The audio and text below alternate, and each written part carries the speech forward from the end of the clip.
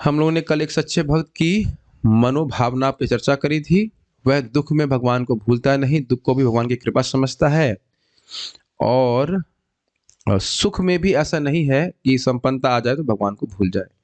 अब आगे प्रभुपाद चर्चा कर रहे हैं उसी में, ज्ञानी और एक अन्य प्रकार के भी हो सकते हैं, जैसे निर्विशेषवादी है, उसे पढ़ने वाला कोई नहीं है। ठीक है, ठीक है, हम आगे पढ़ते हैं इसको। ज्ञानियों की एक श्रेणी निराकारवादियों की है, जो कहते हैं कि निर्गुण ब्रह्म की उपासना करनी अति कठिन है, अतः ईश्वर के किसी स्वरूप की कल्पना करना अनिवार्य है। ये वास्तविक ज्ञानी नहीं है, वे मूर्ख हैं। कोई भी व्यक्ति ईश्वर के स्वरूप की कल्पना नहीं कर सकता है, क्योंकि ईश्वर अत्यंत महान है। कोई व्यक्ति किसी स्वरूप की कल्पना तो कर सकता है, किंतु यह मनगढ़ंत होगा, यह वास्तविक स्वरूप नहीं होगा। चलिए, ये बहुत ही महत्वपूर्ण बात है और इसको हम थोड़ा चर्चा करने का प्रयास करेंगे। देखिए, भारतीय समाज में एक सामान्य भ्रांति है कि जो लोग निराकार का ध्यान नहीं कर सकते हैं, उनको प्रारंभ में साकार उपासना दी जाती है। ये सुना आपने? बहुत ज्यादा बोलते हैं कि अभी तुम लोग करो, साकार कर रहे हो तो अच्छी बात है, लेकिन अंत तो गत्वा तो निराकार। इनका कहने का अर्थ है जो निराकार पक्ष है वो है श्रेष्ठ है साकार पक्ष। ये सुना आपने? कई बार इस प्रकार की भ्रांत धारणा होती है। प्राय ये बोलते हैं, और क्योंकि मायावाद का ही प्रचार अधिक है, तो लोग अध्यात्म का मतलब ये बोलते हैं। हाँ, और कहते हैं कोई बात नहीं, तुम लोग कृष्ण की उपासना करो, अच्छा है, हमने कहा मना कि अच्छा है। कृष्ण को मानो, शिव को मानो, दुर्गा को मानो, गणेश को मानो, काली को मानो, किसी को मानो, सब एक। स्वामी ने बोल देते हो, स्वामी का अर्थ वो नहीं जानते। मायावादी लोग स्वामी की बात नहीं करते, बोलते सब एक है, एक स्वामी है, वो नहीं बोलते एक है। और वो एक क्या है? निराकार है। तो ये इनकी गलत धारणा समझ में आ रही है। क्या उनका कहने का अर्थ है कि कठिन है, इसलिए जो कम सामर्थ्य वाले हैं वह भगवान की साकार उपासना करते हैं। हम लोग बहुत श्रेष्ठ है, इसलिए हम निराकार की उपासना करते हैं। ये उनका अहंकार है। इसीलिए प्रभुपाद जी कह रहे हैं वास्तविक ज्ञानी नहीं है। क्यों? सामान्य सी बात है, थोड़ा सा भी ज्ञान होगा तो समझ में आएगा कि साकार का एक निराकार पक्ष हो सकता है, लेकिन निराकार का साकार पक्ष नहीं होता है। कहने का अर्थ है कि निराकार से साकार नहीं आता, साकार से निराकार आता है। जैसे बल्ब की रोशनी आपके सामने प्रत्यक्ष है, बल्ब दिख रहा है, बल्ब का एक रूप है, लेकिन बल्ब की रोशनी का रूप क्या है बताइए? तो बड़ा स्पष्ट है कि बल्ब की रोशनी का रूप भले ना हो, लेकिन बल्ब की रोशनी का अस्तित्व है। एक तो ये समझ में आना चाहिए। और बल्ब की रोशनी बल्ब के ऊपर आश्रित है, सीधी बात है, तो बच्चा भी समझेगा। अब कोई कहे कि नहीं, बल्ब बल्ब की रोशनी से निकल के आ रहा है, तो कौन मानेगा? इसीलिए प्रभुपाद जी कह रहे हैं वो ज्ञानी नहीं है, मूर्ख है। कुछ कहना चाहते हैं? एक तर्क देते हैं प्रभु। जैसे जल है, जल जिस वस्तु में डाला जाता है उस वस्तु का आकार ले लेता है, लेकिन जल तो निराकार ही है ना। तो उसी प्रकार से वो जो निराकार ब्रह्म है, वो जब इस भौतिक जगत में किसी रूप में आता है तो रूप ले लेता है। देखिए, पहली बात ये कि कह रहे हैं आप, अगर आप उदाहरण की बात कर रहे हैं, उपमा की, तो क्या वाकई जल निराकार है? अगर वाकई जल निराकार होता तो आपको जल दिखता ही क्यों? उसका वेरिएबल आकार है, ये बात ठीक है, लेकिन आकार जरूर है। पहले तो हमको यही पढ़ना, अगर उसी उपमा को बैलेंस किया जाए तो भाई, हमने जब रोशनी का उदाहरण लिया तो रोशनी का वाकई आकार नहीं है, अस्तित्व है। लेकिन अगर आप जल का उदाहरण ले रहे हैं, तो अगर उसका आकार है ही नहीं तो दिख क्यों रहा है? दिखना ही नहीं चाहिए। वहां पकड़ में क्यों आ रहा है? जल से तो आप भीग जा रहे हैं ना, पकड़ में आ रहा है, बिल्कुल अच्छे से पकड़ में आ रहा है। तो ये उपमा ठीक नहीं। देखिए, उपमा जब भी बिठाई जाएगी तो जो वस्तु है उसमें और जल, मतलब किसी भी उपमा में कुछ साम्यता होनी चाहिए। तो कहाँ ब्रह्म की बात कर रहे हैं, निर्विशेष ब्रह्म की बात कर रहे हैं और लाइट की बात कर रहे हैं, तो काफी साम्यता दिखती है कि नहीं?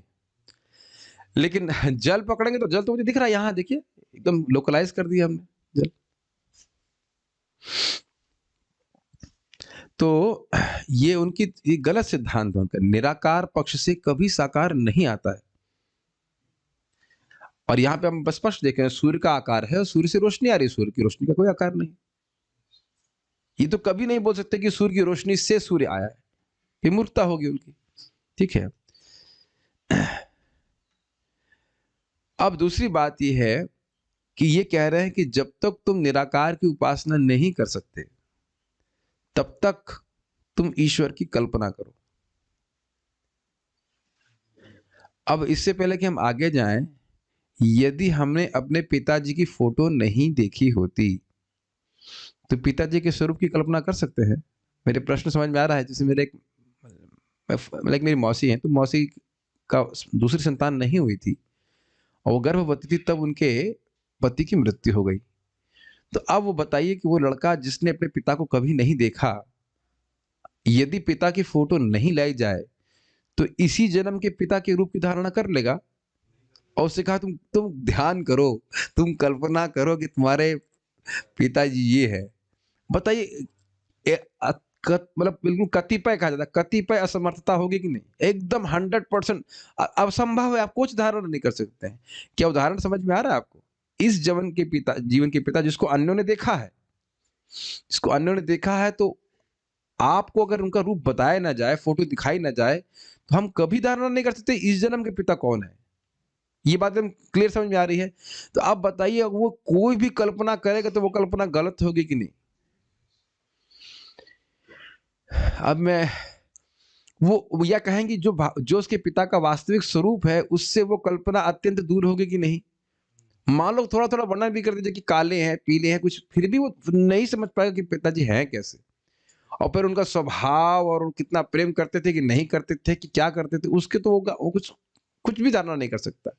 तो इसीलिए प्रभुपाद कह रहे हैं, और उसके बाद क्या, तुम अभी अभी कल्पना करो, बाद में ढूंढ लेना। अब बताओ, जब कल्पना ही गलत है तो ढूंढेंगे कैसे उसको? समझ में आ रहा है ना बात? कल्पना करके आप कैसे ढूंढ लेंगे किसी को? किसी का बच्चा खो जाता है तो कहेंगे आप, मान लो पुलिस वाले से को हमारा बच्चा खो गया है, तो आप बच्चे को मिला दीजिए। तो मान लो पूछेगा भाई पुलिस का फोटो दो, कहते नहीं वो आप कल्पना कर लीजिए।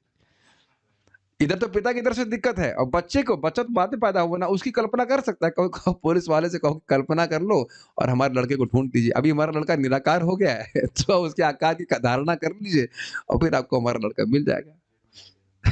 क्या पागल हो गया और कोई नहीं मिला, 2 डंडे मारेगा वो। तो ये स्थिति है। समझ में आ रहा है? निराकार पक्ष से साकार नहीं आता है, साकार का एक निराकार पक्ष, सही सिद्धांत समझना होगा। ठीक है। तो कोई व्यक्ति ईश्वर की धारणा इसलिए नहीं कर सकता है, बहुत सीधी सीधी बात है जो मैंने उदाहरण दिया, क्योंकि सभी लोग उनके अंतर्गत हैं, सभी उनकी संतान हैं। तो यदि भगवान स्वयं आकर के अपने रूप को प्रस्तुत ना करें या अपने रूप का वर्णन शास्त्र में नहीं करें, तो हम कोई धारणा नहीं कर सकते कि भगवान दिखते कैसे हैं। Does it make sense? और प्लस साथ ही साथ साधु महात्मा है जिन्होंने भगवान का साक्षात दर्शन भी किया है, वो हमको बताते हैं ये शास्त्र की बात बिल्कुल सत्य है। सुखदेव गोस्वामी जो बोल रहे हैं उनकी अनुभूति है। आप जानते ही हैं कि व्यासदेव जी ने अपने समाधि में क्या अपश्यत अपश्यत पूर्णम पुरुषम मायाम च ततपाश्रयम। व्यासदेव जी ने समाधि में स्थित होकर के भगवान कृष्ण को देखा जो परम पुरुष हैं, और उनके अधीन माया को देखा। तो जो वर्णन कर रहे हैं वो देखे हुए का वर्णन कर रहे हैं ना। ऐसा नहीं कि सब लोग सुन ही रहे हैं और किसी ने भगवान को देखा ही नहीं है। ब्रह्मा जी देखे हैं, 5-4 साल भगवान पहले आए थे, नारद जी देखे हैं, युधिष्ठिर महाराज देखे, सबने देखा है भगवान को। ऐसा नहीं कि खाली बात ही हो रही। देखें चैतन्य महाप्रभु तो सब लोग देखे ही हैं, हिस्टोरियंस भी मानते हैं कि हाँ 5 साल पहले चैतन्य महाप्रभु आए थे।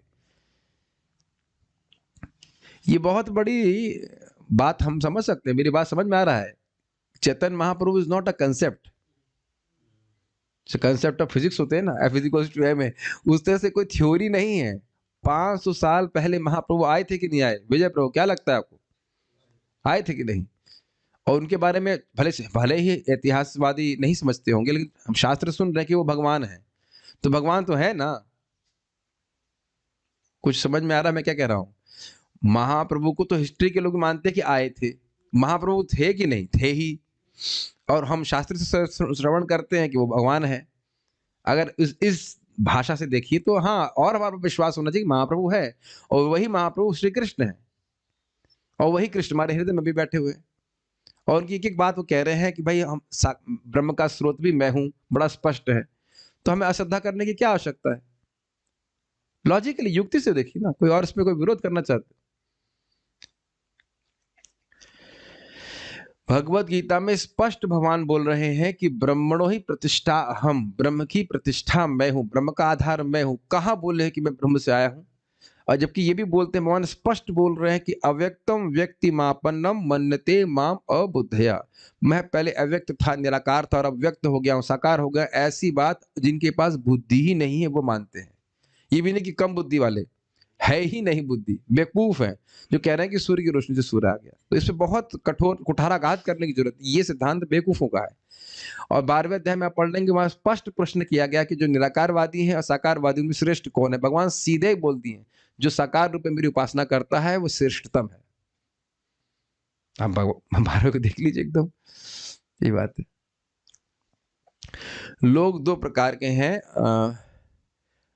एक वे जो ईश्वर के स्वरूप की कल्पना करते हैं, दूसरे वे जो उसके किसी स्वरूप को स्वीकार नहीं करते। इन दोनों में से कोई ज्ञानी नहीं है।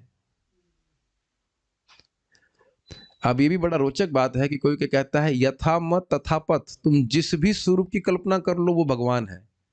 तुमको कहोगे सुअर, सुअर को तुमको भगवान, हाँ सुअर भी भगवान है, कुत्ता भी भगवान है।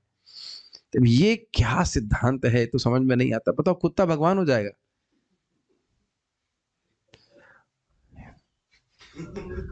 ये तो हमको समझ में नहीं, तो कैसे लोग स्वीकार कर लेते हैं सुअर भी भगवान हो जाएगा? मल खाने वाले जीव को आप भगवान कह रहे हो, मतलब बेसिकली वो भगवान शब्द के महत्व को ही नहीं समझ रहे।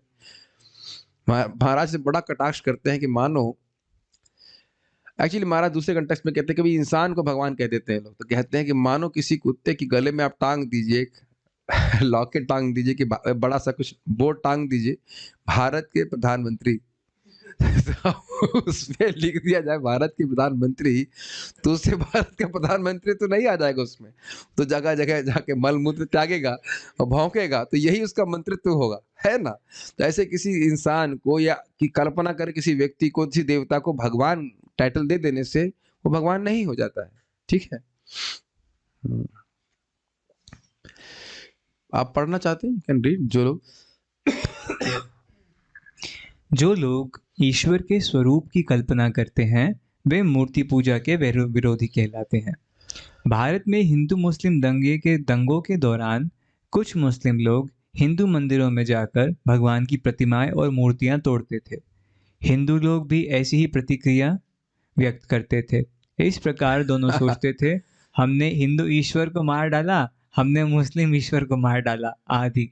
इसी प्रकार जिस समय गांधी जी अपने सत्याग्रह आंदोलन का नेतृत्व कर रहे थे, तब बहुत से भारतीय सड़कों पर निकलकर पत्र पेटियों, लेटर बॉक्स को नष्ट कर देते थे और इस प्रकार समझते थे कि वे सरकार की डाक सेवा को नष्ट कर रहे हैं।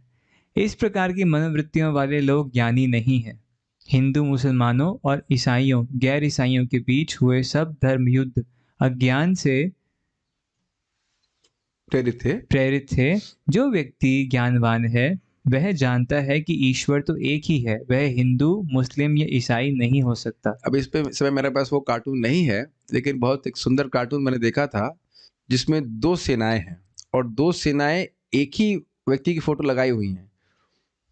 अब वो फोटो बड़ा इसी बात को समझाने के लिए, और बोले हम इस पार्टी के हैं, और बोले हम इसको मानते हैं, और दोनों झगड़ा कर रहे हैं, जबकि वो दोनों एक ही व्यक्ति को मानते हैं।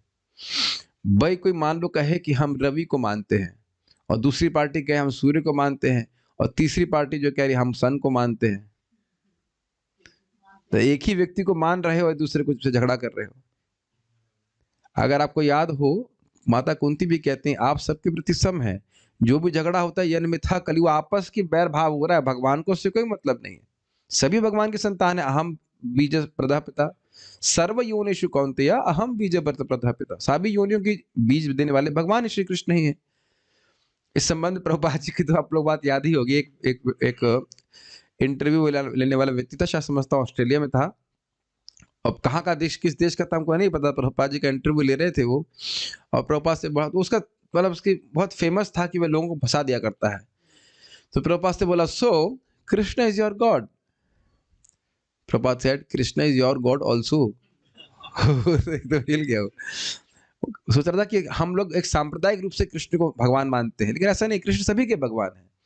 प्रभुपाद जी बात को समझते हैं। अच्छा, ये अद्भुत बात थी कि प्रभुपाद जब से बात कर रहे थे तो इंटरव्यूअर के रूप में नहीं देख रहे थे, उसको भी देख रहे, ये बदात्मा है, ये मेरा क्या कहते हैं वो है, एक मरीज है जिसका मुझे इलाज करना है। हाँ, मरीज है इसका इलाज करना है। प्रभुपाद कई बार ऐसा करते थे, कोई इंटरव्यू लेता उसी को प्रीचिंग करना शुरू कर देते, उसको हीट लगना चला जाता है, ये क्या हमको ही प्रीचिंग करते थे ऐसे। समझ में आ रहा है? अब ये कितनी हास्यास्पद बात है। क्यों हास्यास्पद बात है कि भाई देखो, लेटर बॉक्स नष्ट कर देने से सरकार नष्ट नहीं हो गई। लेटर बॉक्स एक माध्यम है जिसके द्वारा लेटर्स को एक्सेप्ट किया जाता है।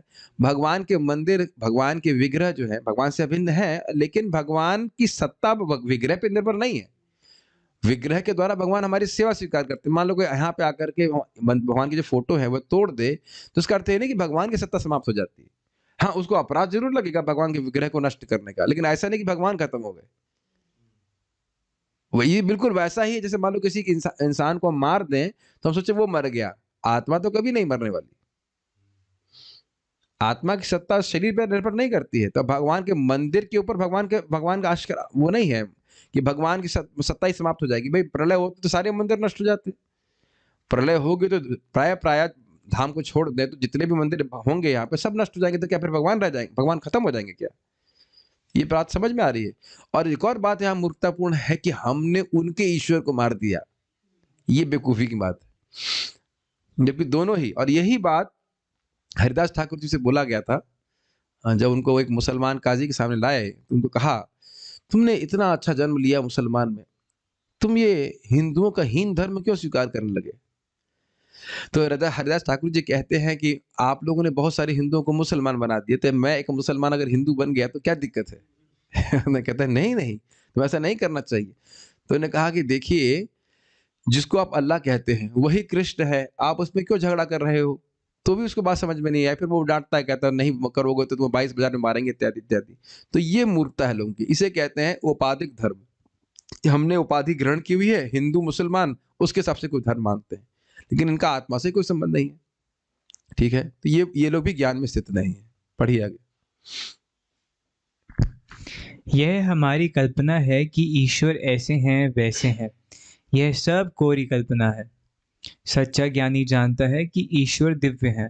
जो यह जानता है कि ईश्वर भौतिक प्रकृति के 3 गुणों से परे हैं, वही ईश्वर को तत्वतः जानता है। ईश्वर सदा हमारे पास, हमारे हृदय में उपस्थित है। जब हम शरीर छोड़ते हैं तब ईश्वर भी हमारे साथ जाते हैं, और जब हम दूसरा शरीर धारण करते हैं तब भी ईश्वर केवल ये देखने के लिए हमारे साथ आते हैं कि हम क्या कर रहे हैं, हम आखिर कब उनकी ओर उन्मुख होंगे। वे सदा यही प्रतीक्षा कर रहे हैं। जो ही हम ईश्वर की ओर उन्मुख होते हैं, वे कहते हैं, मेरे प्रिय पुत्र आओ, सचा मम प्रिय, तुम सदा से मुझे प्रिय हो। मुझे प्रसन्नता है कि अब तुम मेरी ओर उन्मुख हो रहे हो। बहुत सुंदर बात है। ये तो आप लोग सब भक्त लोग समझते हैं कि भगवान हर योनि में, चाहे वो कितनी भी निम्न योनि क्यों ना हो, जीव के साथ रहते हैं। क्या कारण है बताइए? अभी आपने क्या सीखा यहाँ पे? नहीं नहीं, इधर इधर भक्त क्यों नहीं बोल रहा है? क्यों कारण? चलो श्याम सुंदर प्रभु को दीजिए। क्यों भगवान घूम रहे हैं हमारे साथ में? ये बात पता है ना कि भगवान हमारे संग हर योनि में जा रहे हैं आत्मा के साथ में? ये बात पता है कि नहीं? हाँ, फिर क्यों घूम रहे हैं बताइए? क्योंकि भगवान हमें प्रिय है।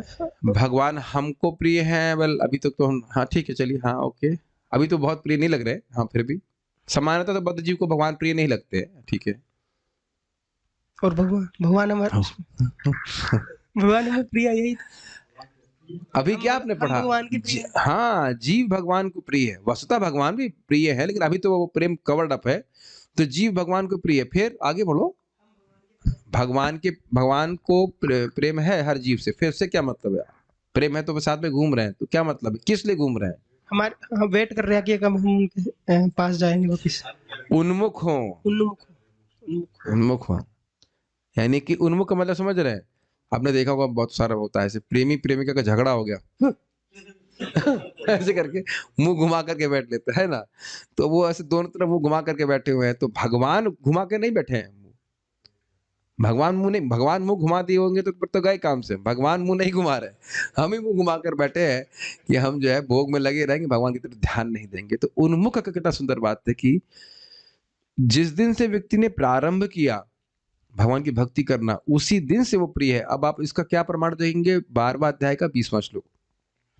ये तु धर्मामृतमिदम यथोक्तम पर्युपासते स्थितवान। सेकंड लाइन भूल रहा हूं। जैसा मैंने कहा है, जो व्यक्ति इस भक्ति के पथ को स्वीकार करता है वह भी मुझको अत्यंत प्रिय है। तो कहने का मतलब है जिसने भक्ति को स्वीकार किया है वह भी भगवान का विशेष कृपा पात्र है, क्योंकि अब उसने अपनी उन्मुखता भगवत उन्मुखता का करियर शुरू कर दिया, अगर ऐसे समझे तो। अच्छा, अगर ऐसे भी नहीं समझ आ रहा, बच्चा किसी का पैदा हुआ, 4-5 साल में स्कूल जाना शुरू किया, अब जिस दिन स्कूल का बस्ता टांग करके पहले दिन स्कूल जा रहा, तब से ही माँ खुश होना चालू कर देती है। वो सपना देखने लगती है इंजीनियर बनेगा, डॉक्टर बनेगा। गलत तो नहीं कह रहे हैं, अब बाद में वो क्या बने वो नहीं बनेगा वो तो कुछ पता नहीं, लेकिन बस्ता लेकर के, समझ रहे ना, बस्ता लेकर के गया है स्कूल में, उसी दिन से माँ खुश हो जाती है कि हाँ ये बच्चा पढ़ेगा। ये तो गलत नहीं कह रहे ना। और वहां तो संदेह है कि पढ़ेगा नहीं पढ़ेगा कौन जाने, लेकिन भगवान तो जान रहे हैं कि इसने आज नाम जप करना शुरू किया है, अब मैं इसकी सेटिंग कर दूंगा, इसकी फील्डिंग लगा दूंगा, मैं इसकी जगह जगह भक्त को दूंगा, कोई प्रसाद खिलाएगा, कोई ये करेगा, कोई वो करेगा। एक के बाद एक भक्त जीवन में आ ही रहे हैं। बहुत अच्छी बात आज सुबह हमने इसी संबंध में सुनी कि गुरु कौन है। एकदम इसी संबंध में, गुरु वो व्यक्ति है जो बद्ध जीव की मदद करे उसकी प्राथमिकताओं को परिवर्तित करने के लिए। प्राथमिकता समझते, किसको हम प्रथम महत्व दे रहे हैं अपने जीवन में। बहुत अच्छा बात बोला, बहुत अच्छा क्लास था आज, बहुत सुंदर क्लास था। जीवन में प्राथमिकता, हम सुबह उठना हमारे लिए प्राथमिकता हो गई है कि नहीं? हम सुबह उठेंगे, जाप करेंगे, ये हुआ ना, ये वैष्णवों के संघ के द्वारा ही तो हुआ ना। तो अब मैं इस बात, यहां से क्या लिंक है भाई? उन्मुख होने का मतलब क्या? भगवान हमारे जीवन में प्राथमिकता है, उनको मैं महत्व दूंगा, उनकी मैं सेवा करूंगा। और बद्ध जीव मतलब भगवान उसकी कोई प्राथमिकता नहीं, वो है ही नहीं है। प्राथमिकता क्या है ही नहीं उसके जीवन में। भगवान नहीं होने चाहिए, बाकी सब कुछ हो जाएगा। दुख हो सुख हो, मुंह पे लात पड़े, सब कुछ सहेंगे, भगवान नहीं आने चाहिए। गलत तो नहीं कह रहे ना? बार बार उनसे कुछ कितना भी दुख प्राप्त कर लो, कहते नहीं हमारे पास टाइम नहीं है। Doesn't make sense? ये तो देखा जाता है। तो भगवान की ओर उन्मुख होना शुरू किया है वैष्णव संघ से, भक्त संघ से, तो अब वह है भगवान को बहुत प्रिय है। क्योंकि एक बार ये उन्मुखता शुरू हो जाती है, समाप्त नहीं होती। हम यहाँ प्राय जूम पे देख रहे हैं कि कुछ भक्त जो है बिल्कुल ड्रॉप कर गए थे, और अभी मैंने आज उनसे पूछा कि आप 8 माला तो कर ही सकते, कहते नहीं मैं 20 माला कर रही हूँ। बीच में एकदम गायब, चाहे उनके सास मर रही होंगी, जो भी कुछ कारण था, एकदम गायब। मतलब सही बताऊं तो मैं उनका नाम भी भूल गया था, दोनों का, पति और पत्नी दोनों का, कि है भी वो प्लेनेट पे। फिर वो चमक गए, उनका युग, धर्म की ग्लानि हो रही थी, तो फिर वो आगे प्रकट हो गए कि भक्ति करनी चाहिए भाई, धर्म कुछ कम हो रहा है। फिर आ गए, तो फिर वो 20 माला, एकदम से 20 माला करना आसान बात नहीं ना। तो हम ये देख रहे हैं कि लोग भक्ति में भी एक बार व्यक्ति आ जाता है, वो जो समझ रहे हैं, वो उन्मुखता का एक ट्रैक पे आ गया, भगवान की सेवा करने के ट्रैक पे आ गया, तो धीरे धीरे धीरे करके वह सही हो जाएगा। ये हम सभी भक्तों के लिए बहुत बड़ा संबल है। अपने को ही देखिए आप, 10-20 साल, 20 साल तो कम से कम भक्ति करिए। अभी तो मेरा भी 20 साल नहीं हुआ, अगले साल होगा। तो 20 साल भी नहीं, चलो कम से कम 10-12 साल आप भक्ति करें जम करके, तब आप बहुत ज्यादा परिवर्तन देखेंगे अपने में। वैसे तो अगर अच्छे से गंभीरता से भक्ति करें तो 1-2 साल में ही बहुत अंतर देखने लग जाएगा कि मैं क्या सोच रहा था, और सबसे इंपॉर्टेंट बात है क्या मेरी प्राथमिकता थी। उससे आप अपनी भगवत उन्मुखता को जज कर लीजिए। मैं फिर से रिपीट कर रहा हूं, मेरी प्राथमिकताएं क्या हैं, उसके अनुसार आप समझ लीजिए कि भक्ति बढ़ रही है कि नहीं बढ़ रही। क्या सुबह उठना मेरी प्राथमिकता है, जप करना मेरी प्राथमिकता है, क्लास में समझ रहे हैं प्रसाद लेना ये प्राथमिकता है, कि मेरी अन्य प्राथमिकता है, उसके अनुसार आप समझ लीजिए कि हम कितना परिवर्तित हुए हैं। मुझे बहुत अच्छा लगा कि गुरु वो है, चाहे शिक्षा गुरु हो, चाहे दीक्षा गुरु हो, चाहे कोई हो, वह गुरु है जो जीव की प्राथमिकता प्रायोरिटीज को चेंज करे।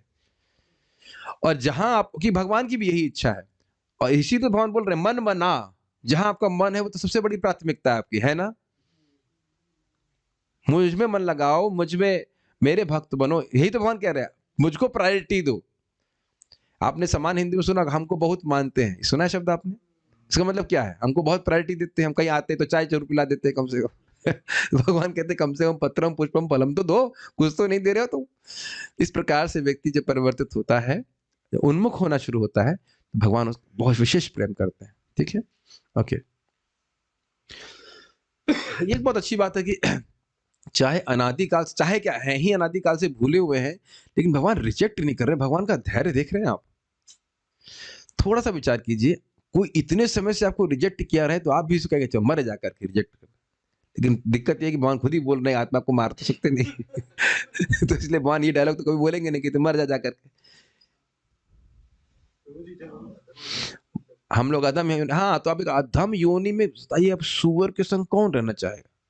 जब वो मल खा रहा हो, कौन रहना चाहेगा हम में से? यद्यपि वो हमारा भी पाला हुआ सूअर भी क्यों ना हो, कौन रहना चाहेगा? लेकिन भगवान कितना प्रेम कर रहे हैं कि हर योनि में भगवान घूम रहे हैं। तो नरक में क्या, किसी भी योनि में, सर्व योनिषु कौन्तेय, सभी योनि में भगवान साथ में जा रहे हैं। तो इसलिए यह सोचना कि भगवान हमको कभी भी रिजेक्ट कर देंगे, ये बहुत बड़ी मूर्खता है। कभी किया ही नहीं है, हाँ वो अलग बात है, अपने को ढक लें, लेकिन रिजेक्ट नहीं कर सकते। Make sense? जब हम अमीबा बैक्टीरिया थे तब भी भगवान हमारे साथ में थे। बिलीव इट और नॉट, एक समय में बैक्टीरिया भी थे। बहुत से लोगों को हमने मलेरिया करवाया है, ठीक है कि नहीं? कह रहे हैं कि क्या भगवान ही ले जाते हैं? बिल्कुल। कर्मणा दैव नेत्रेणा जंतुर्देहो उपपत्ति, कर्म के अनुसार और दैव नेत्रेणा, दैव नेत्रेणा। देखिए फिर बात आ जाएगी, कर्म एक जड़ वस्तु है। कर्म का आपने जो भी यहाँ पे कर्म किया, उसका कनेक्शन पिछले शरीर अगले शरीर से कैसे हो सकता है? एकदम स्पष्ट है, कर्मणा दैव नेत्रेणा। इसमें हम लोग भजन भी तो गाते हैं ना कि वो जीव आपकी इच्छा से माया पास में फंसा रहता है, कभी कुछ है। सारी व्यवस्था भगवान कर रहे हैं, माया दक्षिण प्रकृति, ठीक है ना?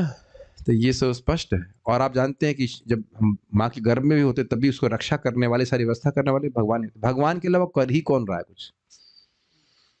हम जानते हैं कि वो हमारी इच्छा क्या थी, उसके अनुसार सारी व्यवस्था करना, अपना अगला शरीर देना, सब कुछ भगवान कराते हैं। यस, पढ़िए। ज्ञानी पुरुष ईश्वर के विज्ञान को यथार्थ रूप से समझता है। जो व्यक्ति केवल इतना समझता है कि ईश्वर अच्छे हैं, वह प्राथमिक स्तर पर है, किंतु जो व्यक्ति वस्तुतः यह समझता है कि ईश्वर कितने महान और अच्छे हैं, वह और आगे बढ़ता है। क्या बात हमने सीखी इससे? ठीक ठीक ज्ञान न होने से व्यक्ति क्या बोलेगा? ईश्वर निराकार है या साकार पक्ष कुछ समय के लिए है। तो क्या वह भगवान के प्रति शाश्वत कमिटमेंट के प्रति कमिट कर सकता है? मेरी बात समझ में आई? हम लोग इतना तो क्लियर है कि हम भगवान से अपना शाश्वत संबंध स्थापित करना चाहते हैं, गोलोक धाम में जाकर के हमेशा हमेशा के लिए कृष्ण की सेवा करना चाहते हैं। एटलीस्ट कुछ तो बुद्धि है इस प्रकार की। लालसा नहीं है तो कम से कम कुछ दिमाग में कुछ तो अंडरस्टैंडिंग, ज्ञान, ठीक है कि नहीं? ब्रह्म में मिलने की इच्छा तो कभी नहीं करी, किसी करी ब्रह्म में लीन हो जाए? ये तो हमें आज तक कोई डिवोटी नहीं मिला जो कहता है हम ब्रह्म में लीन होना चाहते हैं। इस्कॉन के कोई डिवोटी मिला आपको? चाहे वो चारों नियम का पालन ना करता हो, कुछ भी ना करता हो, लेकिन उसने कभी नहीं बोला कि मैं ब्रह्म में लीन होना चाहता। इस्कॉन डिवोटी तो नहीं बोल सकता, मैं नहीं मान सकता कि ऐसे कोई कहेगा। कभी आपने सुना कि कोई भक्त चाहता है ब्रह्म में लीन होने के लिए? इतना तो ये सब क्यों हो रहा है? सिद्धांत श्रवण करने की वजह से। और ऐसे बहुत बड़े बड़े संप्रदाय हैं जो ब्रह्म में लीन ही होना चाहते हैं, उनके गुरुजी भी लीन होना चाहते हैं। यहाँ इस्कॉन का एक अनक्वालिफाइड डिवोटी भी मैं आज तक कभी नहीं सुना, मैंने कभी ये प्रश्न मेरे को नहीं आया आज तक के प्रभु जी हम ब्रह्म में कैसे लीन हो सकते हैं। वो उधर ही निरस्त कर दिया गया। कितना सुंदर सिद्धांत है ना? हम गलत तो नहीं कह रहे। बड़े बड़े संप्रदाय हैं जिसमें वो लोग गुरुजी भी ब्रह्म में लीन होना चाहते हैं ना, बाद में गुरुजी रहेंगे ना शिष्य रहेंगे, सब लीन हो जाएंगे दोनों ब्रह्म में ठेलम ठेला ठीक है कि नहीं? तो अब यहाँ पे एक बहुत सुंदर सिद्धांत हो रहा है कि केवल ये जान लेना कि भगवान महान है काम नहीं चलेगा, हमारा डेडिकेशन कमिटमेंट नहीं आएगा। इसके संबंध में भी आज एक बहुत अच्छी बात कही गई थी।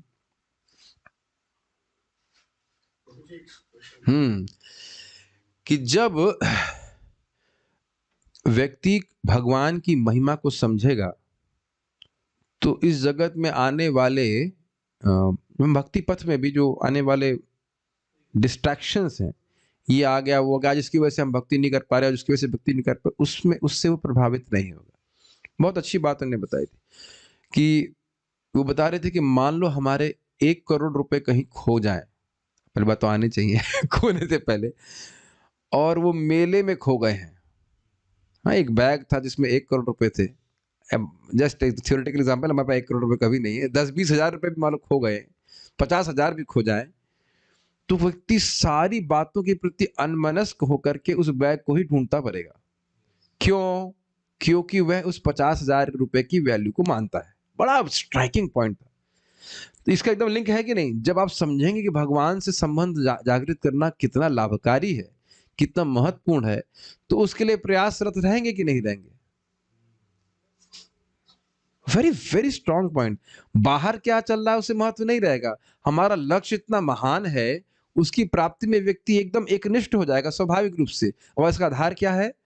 श्रवण। वह ज्ञान श्रीमद् भागवत और भगवद गीता से प्राप्त हो सकता है, बड़ा स्पष्ट है। और नहीं तो हल्के हल्के प्रयास चलते रहेंगे। जब ये पता ही नहीं चलेगा कि भगवान के धाम या भगवान में क्या विशेषता है, तो व्यक्ति विशेष प्रयास क्यों करेगा?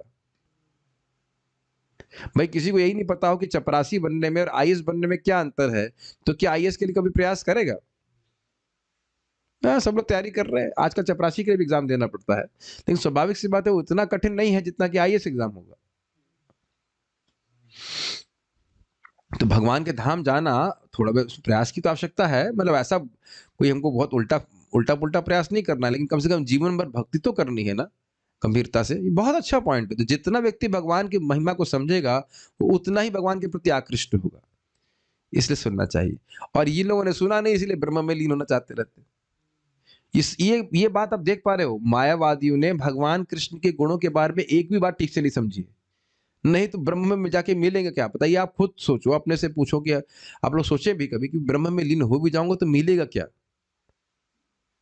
अभी आप सोचिए, तो आप देखेंगे हमें कुछ भी नहीं है, तो कोई वैरायटी नहीं, कुछ नहीं, वहां जाकर करेंगे क्या? कोई दोस्त नहीं, कोई मित्र नहीं, कोई झगड़ने वाला भी नहीं, किससे, how will we test anything? तो स्वाभाविक सी बात है, उस पर विचार करके व्यक्ति उधर उसमें ध्यान नहीं देगा। क्या करेंगे वहां जाकर के? अगर गोलोक जाएंगे तो कृष्ण से मिल सकते हैं, अगर गोपगण है, सब आनंद की लीला चल रही है, तो स्वाभाविक सी बात है कि भले थोड़ा अधिक समय लग जाए, जो कुछ भी हो, लेकिन भगवान के धाम की प्राप्ति करने का प्रयासरत रहेंगे। Is it not? पढ़िए आगे। जो ब्रह्मवादी हैं, मेरे को बार बार रिपीट करना पड़ेगा, प्रश्न से अच्छा है क्वेश्चन पूछिए। माइक पे। जो ब्रह्मवादी है प्रभु जी, जो ब्रह्म में लीन होना चाहते हैं, वो कभी भक्ति की ओर भी उन्मुख हो सकते हैं क्या प्रभु जी? प्रश्न है कि जो ब्रह्मवादी हैं तो क्या वो भक्ति के उन्मुख हो सकते हैं? बिल्कुल हो सकते हैं। हम लोग सुना था ये आत्मा रामाश्च मुनियो निर्ग्रंथा पिरुक्रमे कुर्वन्त है तो किम भक्तिम इत्थम भूतो गुणहरि। जो आत्मराम पुरुष हैं, जो किस जगत में कुछ भी नहीं चाहते, वह भी भगवान श्री कृष्ण के प्रति अहेतु की भक्ति करते हैं, क्योंकि भगवान के ऐसे दिव्य गुण ही है।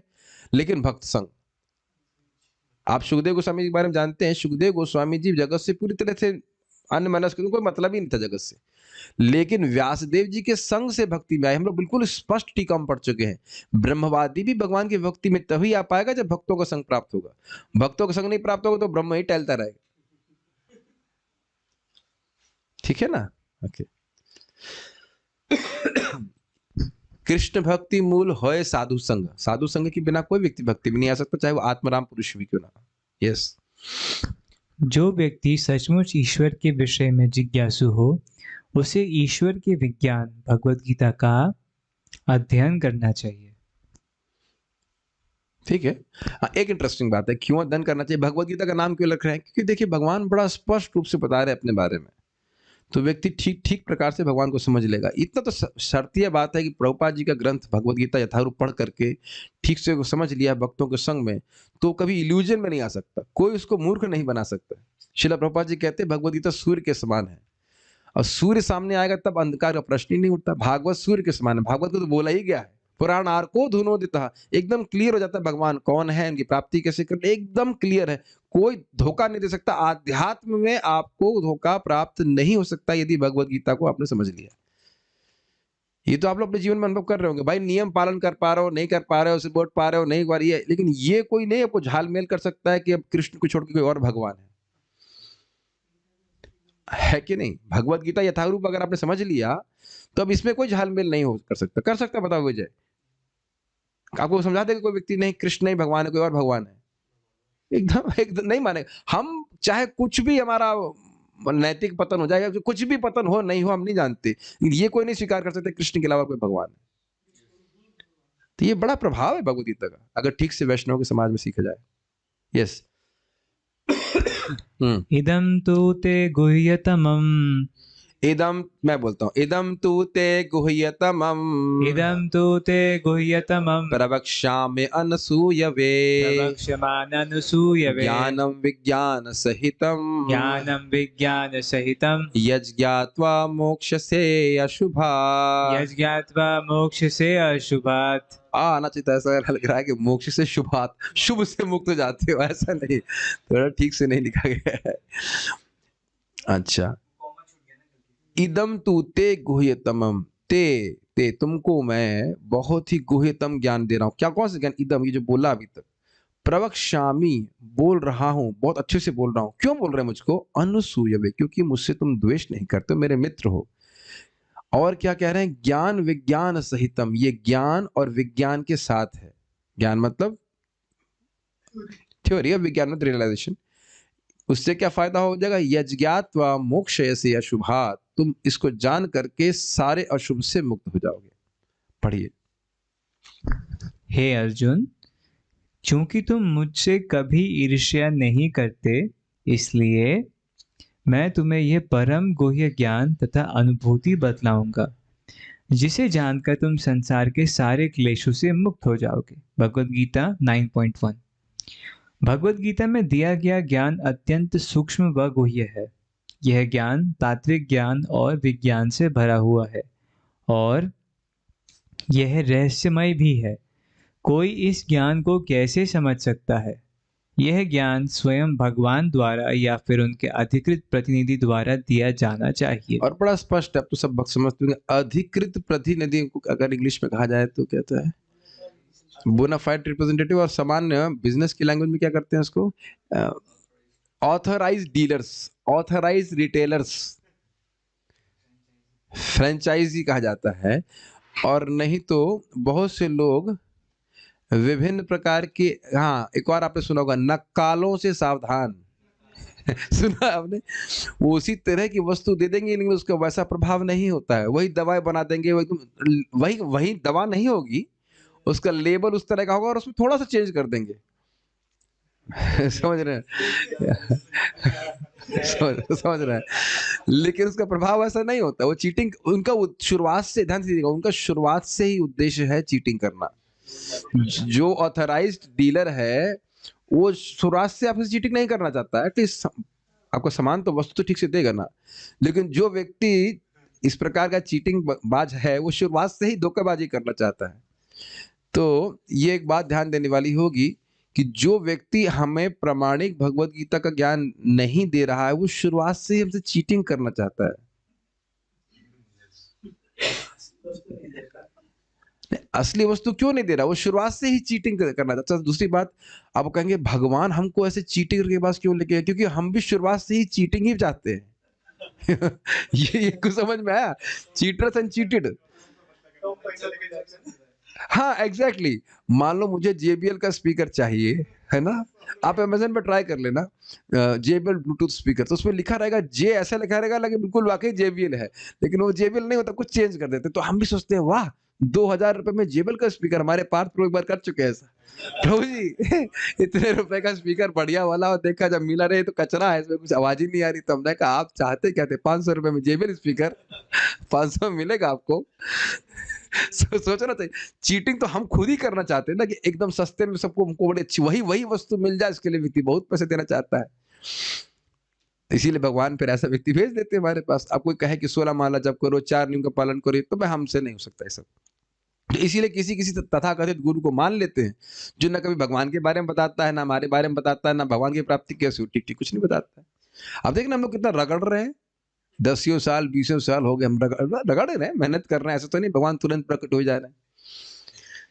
आप लोग कहेंगे क्या आप लोग रगड़ रगड़ रहे हो? देखो हमारे गुरुजी ने भगवान दिखा दी, और तुमने जिसको देखा है वो तो कौन जाने भगवान है वो, ठीक है ना?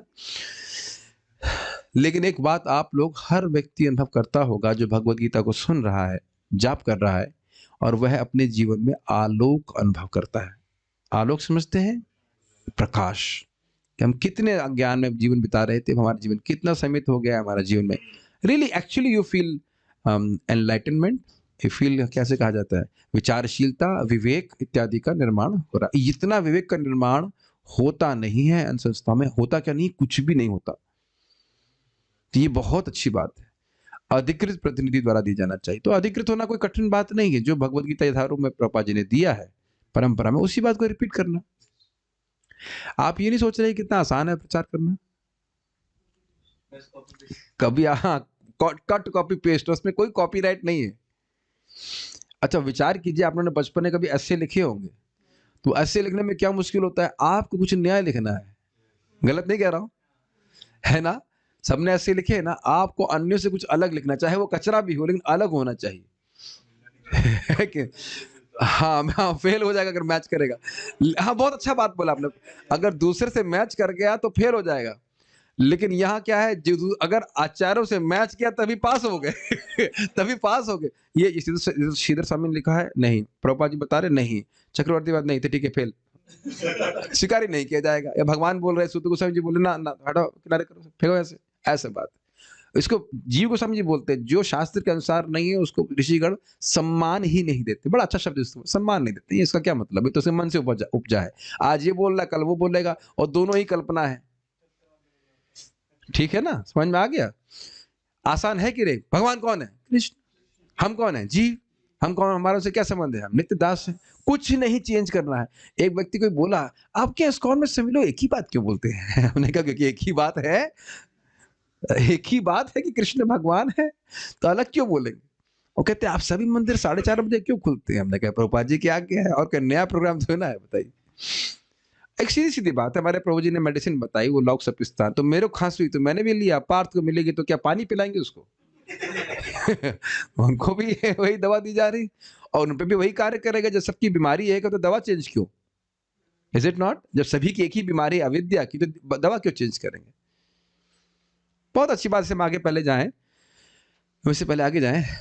प्रभुपाद कहते हैं जो वैद्य वाकई बीमारी को जानता है और उसकी दवा को जानता है, तो वह दवा को परिवर्तित नहीं करता। जो, बहुत ध्यान से सुनिएगा इस बात को, जो वैद्य वाकई जानता है कि ये बीमारी है, वह दवा को चेंज नहीं करता। और जो नहीं जानता वो सोचता है अच्छा ऐसा करो, ये आज मैं ऐसे डरा कर सर खुजलाएगा, अच्छा फिर अपना चश्मा देखेगा, अच्छा ठीक है हिलाएगा, चश्मा हिला के देखिए क्या करना चाहिए, समझ में नहीं, ठीक है ये ट्राई करो, अच्छा फिर वो ट्राई करो। इसीलिए मुझे थोड़ा आयुर्वेद अच्छा लगता है, नाड़ी देखकर उनको एग्जैक्ट पता चल जाता है, जो जानने वाले हैं कि बीमारी क्या है। they don't have to speculate actually। अगर है कि नहीं, गलत तो नहीं बोला, अच्छे से नाड़ी मालूम चल के ये चीज है, ये दवा जाएगी, शास्त्र के अनुसार ये लिखा, ये दवा देनी सीधी। तो इधर तो नाड़ी देखना बड़ा आसान है, क्या है, अविद्या का रोग है, आपको एक ही रोग है, नाड़ी देखने की जरूरत नहीं, सबका अविद्या का रोग है। हरे कृष्णा कृष्णा कृष्णा हरे हरे, हरे राम राम राम हरे हरे। उसके बाद हरे कृष्ण मंत्र है, भगवान का प्रसाद है, भगवान की कथा है, ये स्टैंडर्ड प्रोसीजर है। क्या दिख रहा है? सबकी नाड़ी दूर से ही देख सकते हैं आप, नाड़ी सभी की नाड़ी में यही गड़बड़ चल रही, ठीक है। अच्छा पढ़िए आगे। इसलिए श्री कृष्ण कहते हैं, होल्ड ऑन, लेकिन जो अधिकृत प्रतिनिधि नहीं है, क्या वो ऐसा नाड़ी परीक्षण करने में समर्थ है? मेरी बात समझ में आई?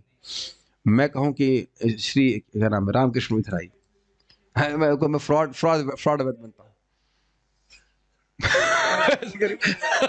ऐसे एक फ्रॉड वैद्य था, वो ऐसे ऐसे करके नाड़ी चेक कर रहा था, ऐसे से हारमोनियम बजाते ना, ऐसे करके, ऐसे तो ना नाड़ी चेक होती है। हंसेंगे ना, और फिर कुछ कुछ बोलेगा, पिताजी ने क्या बताया उसके पिताजी नाड़ी देखते थे, पिताजी ने क्या बताया आपको, क्या परेशानी है? तो देख रहे हैं ये, इस रियलिटी को देखने का प्रयास कीजिए। क्या ये जो तथाकथित गुरु घूम रहे हैं यूट्यूब के ऊपर, उनमें से किसी को भी पता है कि जीव के दुख का कारण क्या है वास्तविक रूप से? लोग उनके चेले तो बहुत बन रहे हैं, and their views are also there, but क्या उनके व्यू में, गुरु जी के व्यू में ये है? Can he actually see your problem, actual problem, भगवत उन विमुक्ता? मैं बोल रहा हूं, आप लोग बड़े आसानी से कैच कर लो, आप डिवोटी हो, जरा उन लोगों से पूछो कि भाई हमारी प्रॉब्लम क्या है, हम क्यों जगत में है? No answer, no answer. तो इसलिए सोचिए हम लोग कितने अच्छे वैद्य के शरण में शिला प्रभुपाद जी की, तो एकदम क्लियर बता रहे हैं कि हम क्यों जगत में दुख भोग रहे हैं। आज हम अध्याय पूरा करके ही रुकेंगे, just for the information of all the patients. Yes. इसलिए श्री कृष्ण कहते हैं कि जब कभी भी भगवान के इस विज्ञान को हम समझने में चूक होती है, तो वे स्वयं अवतरित होते हैं। यानी भगवान देख लेते, भाई इन लोगों को समझ में नहीं आ रहा है कि मेरे से विमुख होकर के मर रहे हैं ये, समझ में आया? भगवान देख रहे हैं कि समाज में अब कोई बताने वाला नहीं है कि भगवान से विमुख होने के कारण जीव दुख भोग रहा है, तब भगवान अवतरित हो जाते हैं। क्लियर? एकदम अद्वैताचार्य जी देख रहे थे कि नहीं? लोग करोड़ों करोड़ रुपए अपना लड़की की शादी में खर्च कर रहे हैं और दुर्गा जी की पूजा में खर्च कर रहे हैं। पढ़े हैं ना चैतन्य चरितामृत में, लेकिन भगवान की सेवा करने में किसी को कोई रुचि नहीं है। ये तो बड़ा स्पष्ट है, बड़े दुखी थे वो। अन्य लोग देख पा रहे हैं नहीं। और इसी प्रकार से व्यासदेव जी को देख लीजिए, व्यासदेव जी देख रहे थे काल के प्रभाव से कैसे धर्म की हानि हो रही है, लेकिन सामान्य जनता नहीं देख पा रही है। ठीक है, तो इसलिए धर्म की ग्लानि को देखने का सामर्थ्य या तो भगवान का है या महान ऋषियों का है। हम सामान्य इंसान तो जानता ही नहीं है कि धर्म क्या है। तो भगवान इस प्रकार से अवतरित होते हैं। यस, ज्ञान भावुकता से भी प्राप्त नहीं होता है। भक्ति भावुकता नहीं, एक विज्ञान है। श्रील रूप गोस्वामी कहते हैं, वैदिक ज्ञान के संदर्भ के बिना आध्यात्मिकता का दिखावा समाज के लिए गड़बड़ है। भक्ति और सामृत का पान तर्क, विवेक तथा ज्ञान के साथ करना चाहिए और तब उसे दूसरों तक पहुंचाना चाहिए। किसी को यह नहीं सोचना चाहिए कि कृष्ण भावनामृत केवल भावुकता है। बहुत सुंदर शब्दों का प्रयोग प्रभात कह रहे हैं। ये नहीं प्रभात कह रहे हैं कि कृष्ण भावनामृत में भावुकता का या भाव का कोई स्थान ही नहीं है। ये सब बोला प्रभुपाद जी ने, लेकिन केवल भावुकता नहीं है। जैसे मान लीजिए मुझे हंसी आई थी, एक माता जी ग्रुप में उन्होंने प्रश्न किया मुझसे कि मैं पहले ही बोल चुका हूँ, प्रभु जी मैं ये आरती जब करती हूँ तो वो धुएं के छल्ले बन जाते हैं, इसका क्या मतलब है? हमने कहा पता नहीं, हो सकता है भगवान चक्र लेके प्रकट हो गए क्या जाने भगवान।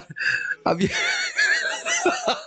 हाँ, भगवान गदा लेके छल्ले बना रहे हो अपने। अब ऐसी बातों का क्या उत्तर दिया जाए? इसके बारे में भक्ति रसामृत सिंधु में नहीं लिखा है कि अगर आपके दीपक से धुएं के छल्ले बन रहे हैं तो क्या करना चाहिए। लिखा है कि दीपदान करेंगे तो आप मुक्त हो जाओगे। समझ रहे हैं मेरी बात? इन सब प्रश्नों का कोई उत्तर नहीं होता है। ये आप कई बार इस प्रकार से लोग प्रश्न करते हैं, तो इसी ऐसी भावुकता का कोई स्थान नहीं है। एक बार प्रभुपाद से एक माता जी ने पूछा, उनकी शिष्या थी, मैं जब जप करती हूँ तो मुझे लाल रोशनी दिखाई पड़ती है। सोचे थे प्रभुपाद जी कहीं उसको मतलब कहीं तुम प्रगति कर रहे हो।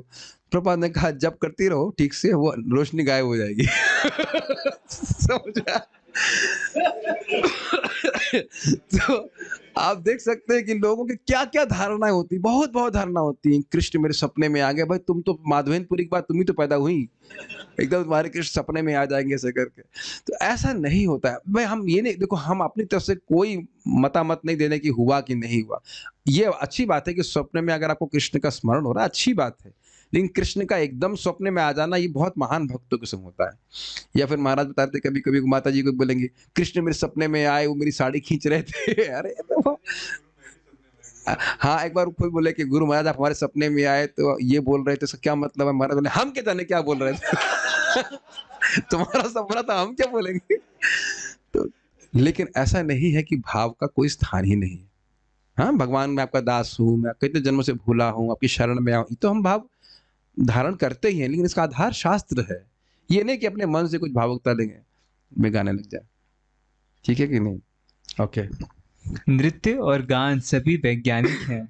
यह विज्ञान भी है और इसमें प्रेम का आदान प्रदान भी है। वाह, ये भी वैज्ञानिक है, आपको पता होना चाहिए। देखिए विज्ञान का मतलब क्या है? थ्योरी है, उसके अनुसार एक्सपेरिमेंट करोगे उसके रिजल्ट मिलेगा। ये जो हम नृत्य कीर्तन कर रहे हैं ये कोई भावुकता नहीं है। अच्छा, ये देखा हो कि बहुत बार लोग भावुकता में कीर्तन करते हैं, सॉरी कीर्तन भी करते हैं भावुकता में और भावुकता में भी नाचते हैं, लेकिन उनको ये नहीं पता होता कि ये कृष्ण की प्रसन्नता के लिए होता है। बहुत स्लाइट बात है। उसको चैतन्य भागवत में लिखा है दास से भाव नाचे। महाप्रभु कैसे नाच रहे हैं? दास के भाव में, कि इस नृत्य से कृष्ण प्रसन्न हो, इस भाव में नाच रहे हैं। ये नहीं है कि बस केवल भावुकता में नाच रहे हैं, उन्हें पता ही नहीं कि क्यों नाच रहे हैं। मेरी बात समझ पा रहे हैं? मंदिर में देखिए बहुत से लोग नाचेंगे, गाएंगे, रोएंगे भी, लेकिन ऐसा नहीं कि वो भगवान के बारे में ठीक से जानते हो। क्या महाप्रभु नहीं नाच रहे थे? और सार्वभौम भट्टाचार्य को कौन हराया? श्रीमद चैतन्य महाप्रभु। क्या प्रभुपाद जी नृत्य नहीं करते थे? क्या ये सारे पुस्तकें किसके द्वारा लिखी गई? प्रभुपाद जी के द्वारा। मेरी बात समझ में आ रही है? क्या हम लोग षड गोस्वामी के बारे में गाते हैं? कृष्णोत कीर्तन गान नर्तन परो। कृष्ण क्या उच्च स्वर में कीर्तन करते, नाचते। फिर प्रभुपाद कहते हैं केवल नाच ही नहीं रहे थे, नाना शास्त्र विचार नहीं करने पड़ो। लेकिन नाना नाना प्रकार के शास्त्र का विचार करने में निपुण थे। क्या करते थे इससे? तो कहते सद्धर्म संस्थापक, सद्धर्म भक्ति का धर्म या भगवत धर्म को स्थापित कर रहे थे। ये नहीं खाली व्यर्थ में शास्त्र पढ़ रहे हैं। तो दोनों को बैलेंस करना पड़ेगा कि नाचो गाओ अच्छी बात है, बहुत अच्छी बात है, लेकिन इसका अर्थ ये नहीं कि हम शास्त्र अध्ययन ना करें, और ये भी नहीं कि शास्त्र अध्ययन करें भगवान ने हमने कभी नाचे ही नहीं। तो बैलेंस करके समझना पड़ेगा। तो ये चीज इंपॉर्टेंट है। यस। कृष्ण बुद्धिमान व्यक्ति को अति प्रिय हैं और बुद्धिमान व्यक्ति कृष्ण को अति प्रिय हैं। ये थोड़ा समझ में आया? जो बुद्धिमान है, विवेकी है, वो समझेगा कृष्ण के गुणों को देख करके कृष्ण कितने महान हैं और उनसे प्रेम करेगा। और जब ऐसा प्रेम करेगा, नित्य भगवान की सेवा में लगा रहेगा, तो भगवान का भी विशेष प्रेम उसके प्रति होगा। ठीक है। कृष्ण हमें प्रेम का 1000 गुना बदला देंगे। हम सीमित प्राणियों में कृष्ण को प्रेम करने की कितनी क्षमता है, परंतु कृष्ण में प्रेम करने की बहुत अधिक क्षमता, असीमित क्षमता है।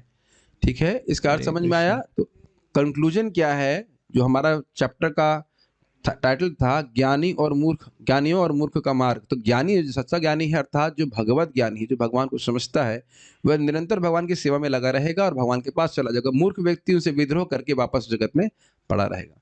तो यहाँ पे अध्याय पूर्ण हुआ। किसी वक्त कोई प्रश्न है मैं देख लेता हूँ, otherwise we will stop here. क्या है? तो जीव हमारा और कभी तो जीव हमारी ओर उन्मुख होगा। हाँ, यस। एक और बड़ी इंटरेस्टिंग बात है, इस पे प्रभुपाद कह रहे थे अज्ञात सुकृति के ऊपर। ये बड़ा अच्छा बात बोल रहे थे कि जीव उन्मुख होगा ही क्यों, क्या होगा? तो कह रहे अनजाने में कोई व्यक्ति सुकृत प्राप्त कर ले, लोग प्रचार कर रहे हैं, कथा हो रही है या कीर्तन हो रहा है, कुछ भी हो रहा है, उसको अनजाने में सुन लेगा तो उसको पता नहीं चलेगा, but it's called imperceptible, which you can not perceive. और इस बात को जब मैंने आज सुबह सुना था मंगल आरती के पहले, तो मैं मंगल आरती में देख रहा था उसको, कैसे कितने लोग मंगल आरती में आते हैं, वो देखते रहते हैं हो क्या रहा है, किधर प्रणाम हो रहा है, क्या हो रहा है। किसी ऐसे तो मंगल आरती कभी देखते नहीं, मृदंग बज रहा है, करताल नाच रहे हैं, लोग कभी समझ नहीं पाते जो पहली बार आते हैं। That is called imperceptible. Imperceptible समझ पाते हैं शब्द को, जिसको आप मतलब समझ नहीं पा रहे हैं कि क्या हो रहा है, लेकिन वो उस कीर्तन में आया, उसको अच्छा लगा, वहीं से उसकी अज्ञात सुकृति बन गई, वो फिर से आगे भक्ति में आएगा। बहुत अच्छा मुझे बात लगी थी। हाँ, तो ये बात भी है। और इस प्रकार से जो भगवान तो हृदय में है ही, अब उसने भगवान की भक्ति को अनजाने में सराहना करी है, तो भगवान फिर उसको उस प्रकार से आगे लेते चले जाएंगे, उसकी भगवत उन्मुखता बढ़ती जाएगी। कृष्णा लव्स अस अनकंडीशनली। ओके। क्या भगवान को भी दुख होता है अगर कोई भक्ति नहीं करता है तो कृपा? अच्छा, अब देखिए, भगवान का स्वरूप ही सुखमय है, तो उस तरह से तो आप दुख ही नहीं कह सकते। लेकिन भगवान स्वयं गीता में कहते हैं माम चा, समझता हूं जहां पे वो आसुरी तपस्या का वर्णन है, वहां भगवान कहते हैं कि माम चैवा भूत ग्रामम, ऐसे करके है कि अपने शरीर को भी कष्ट कर्षयंता शरीरस्थम माम च। देखिएगा श्लोक कहीं पे गीता का, शरीर को भी अनावश्यक रूप से कष्ट देते हैं और मुझे भी कष्ट देते हैं। तो मेरे को समझ में नहीं आता इसका अर्थ क्या है। भगवान को तो कष्ट हो नहीं सकता है। तो वहां पे बताया गया है बलदेव विभूषण पाद के द्वारा कि ये भगवान की आज्ञा नहीं मानते हैं तो भगवान को खराब लगता है। ऐसे भगवान तो स्वरूपतः सुखी ही है, उनको कोई दुख नहीं हो सकता है, लेकिन जब जीवों को इस प्रकार से अपनी आज्ञा का पालन करते हुए नहीं देखते तो उनको अच्छा नहीं लगता। He is a person. दिखाइए क्या है श्लोक। Thank you. कर्षयन्तः शरीरस्थम भूत ग्रामम अच्युतः माम चैवान्तः शरीरस्थम तान विद्या सुर निश्यान 17.5-6। तो भगवान हृदय में है। भगवान ऐसा नहीं कि वो मान लो हमको बुखार हो गया तो भगवान को पसीना छूट रहा है, ऐसा नहीं है। लेकिन हम जब भगवान की बात नहीं मानते तो उससे हमारी दुर्गति होती है। प्रभुपाद कहते हैं कि देखो, जैसे एक पुत्र का दुख इनडायरेक्टली पिता का दुख है कि नहीं, समझ रहे हैं इस बात को। और आप अगर दूसरे एंगल से देखें तो महाप्रभु तो स्वयं ही कह रहे हैं कि ए दुख अपार, मैं देख रहा हूं कि लोग बहुत पाप कर रहे हैं तो उसे दुख होता है, उनको दुख होता है। तो कहते नहीं इनका उद्धार कैसे होगी, सोच सोच कर महाप्रभु दुखी हो रहे हैं। तो दोनों ही बातें हैं। उस तरह से दुख नहीं होता जैसे हम सोच रहे हैं कि हमको कुछ खाने को नहीं मिला, कुछ पीने को नहीं मिला, तो उस तरह दुख हो जाता है। वो करुणा की वजह से बात होती है। ठीक है ना। भगवान मायावादियों को भी रिजेक्ट नहीं करते, बट मायावादी तो भगवान के अपराधी होते हैं। भाई देखिए, हृदय से तो कहीं किसी के हृदय से नहीं जाते हैं, लेकिन अपने आप को ढक लेते हैं। उसको आप भले रिजेक्शन मान लीजिए, वैसे भगवान किसी से रिजेक्ट नहीं करते, लेकिन अपने आप को छुपा के रखते हैं, ठीक है। लेकिन दंड जरूर देते हैं, आपको पता नहीं है। प्रकाशानंद सरस्वती मायावादी थे और महाप्रभु दांत भींच रहे थे, दांत भींच के बोलते, उस बेवकूफ तो नहीं बोला था, उस मूर्ख को पता नहीं है कि मेरा कितना सुंदर स्वरूप है और मुझे खंड खंड करने का प्रयास करता है, उसको मैंने कोड़ दिया है, लेकिन समझ नहीं पा रहा। वो बड़ा क्रोधित थे महाप्रभु इधर बंगाल में जब होते, भगवान को कितना भगवान डांट रहे हैं ना, मूर्ख, बेवकूफ, बेवकूफ तो उर्दू हो जाएगा, मतलब गधा, गधा गधा कह सकते हैं। नमाम दुष्कृतिनो मूढ़ा के कम है, दुष्कृतिमान नराधम। कोई आप किसी घर में जाए, बोलिए आइए माया प्रज्ञान प्रभु जी, ये नराधम देवीदासी ऐसा बड़ा बुरा लगेगा कि नहीं? तो खराब लगेगा ना। तो भगवान डांट रहे हैं तो क्या है, डांट ही तो रहे इस तरह से, भगवान पसंद नहीं करते इस प्रकार से, ठीक है। निराकार वादियों के द्वारा प्रश्न है, कृष्ण केम इन द्वापर युग एंड देयर निराकार भगवान was has always been there. पहली बात यह है कि कृष्ण द्वापर युग में आए, लेकिन उससे पहले उनकी सत्ता नहीं थी। ये शास्त्र में कहाँ प्रमाण है, ये बता दीजिए। भगवत गीता में तो स्पष्ट लिखा है कि भगवान बोल रहे हैं कि इस ज्ञान को मैं सूर्यदेव को दिया है कि नहीं। और फिर भगवान स्वयं गीता में बोलते हैं, ना ते वाहम जातु नासम न त्वम नेमे जराधिपा न चैव न भविष्यामः सर्वे वयमतः परम। ऐसा कोई समय नहीं था कि तुम नहीं थे, मैं नहीं था और हमारे सब राजा नहीं थे। तब बता दीजिए कैसे कह दीजिए कि भगवान द्वापर युग में ही थे, उससे पहले नहीं थे। अगर और प्रमाण देखें तो अम्बरीश महाराज भगवान कृष्ण की उपासना करते, सर्वै मना कृष्ण पादार विंदयो। फिर भागवत में हम उनका सुने थे, प्रपंच और निष्प्रपंच कौन बोला था? हस्तिनापुर की स्त्रियां बोल रही थी कि जब प्रलय हो जाती है, निष्प्रपंच अवस्था में भगवान बने रहते हैं, और जब जगत की सृष्टि होती है सब प्रपंच अवस्था में भगवान बने रहते हैं, वो वैसे ही बने रहते हैं। जो सुना नहीं शास्त्र उस बात की बात, उस बात को बोलेगा कि द्वापर युग में थे। जैसे ही तो वैसे ही हुआ कि भाई प्राइम मिनिस्टर मान लो जेल में आए तो कहे कि भाई अभी उसकी जन्म हुआ है, वाह वाह वाह, क्या सिद्धांत है। उससे पहले तो उसकी सत्ता ही नहीं थी। क्या मूर्खता है बताइए, ये तो मूर्खों का सिद्धांत है।